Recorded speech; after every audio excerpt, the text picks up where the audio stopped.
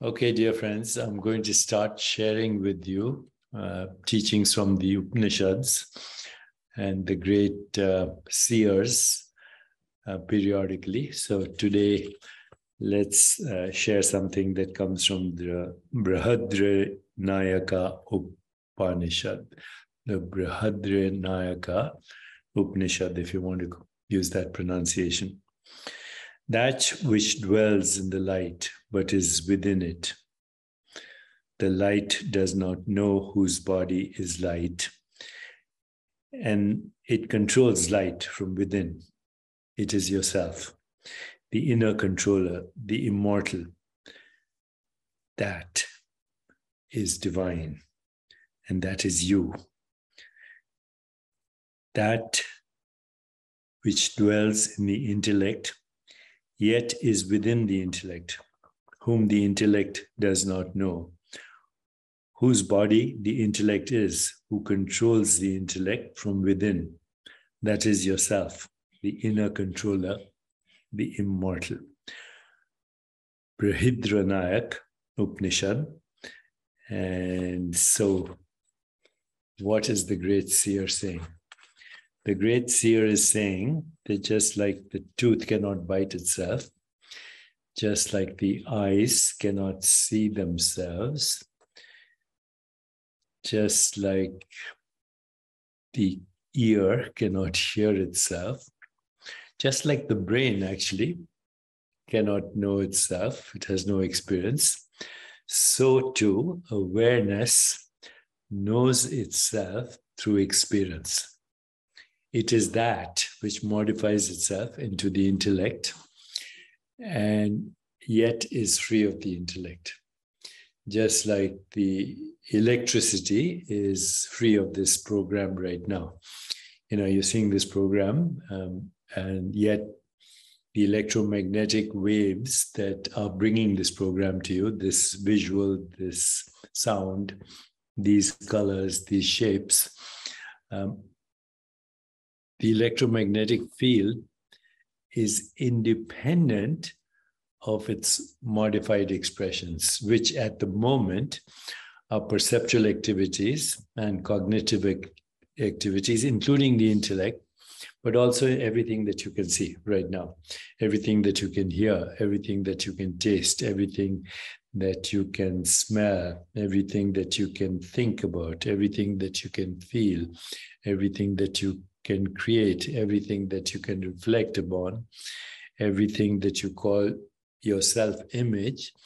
All this is modified expressions of the field of consciousness. Kshetragya, as Lord Krishna says.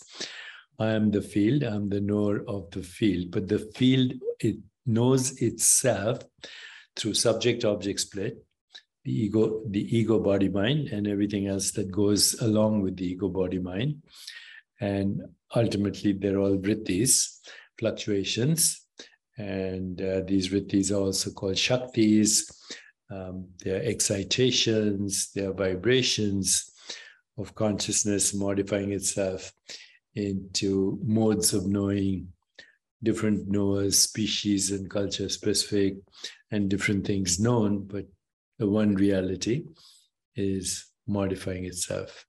So that which cannot be seen, but by which there is seeing, that which cannot be heard, but by which there is hearing, that which cannot be tasted or smelled or thought of or imagined, but by which all these activities are possible, that thou art, Tattvamasi, Aham Brahmasmi, all mean the same thing. But the Brhahadaranayaka Upanishad right now is saying that which modifies itself as the intellect, but cannot be known by the intellect, but yet is imbued in the intellect. So that is independent of the intellect, cannot be known by the intellect, but imbues the intellect.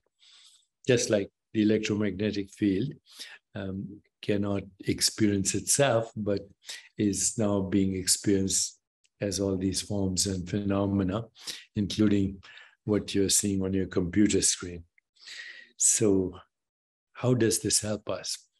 Okay, there's another corollary to this, that which doesn't move, but without which there's no movement, that which doesn't speak, but without which there is no speaking.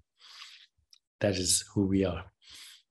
The awareness that is modifying itself into you and the rest of the universe. Now we call it Brahman, we can call it soul, spirit, Ein Sof, Allah, God, or just the it from which all bits arrive. We are the bits in the it, and we are shattered pieces of the bit till we remember that the bit is a movement of the it. And thou art that, Tattvamasi. That is who you are. This helps us actually ground ourselves in our immortal, timeless being, and yet enjoy the waves of mortality and that we must ride in order to experience our immortal self. So I hope that was useful, and if it was, then I shall continue some readings from the Upanishads and share them with you with short commentaries. Let me know if you like the idea. Have a wonderful day.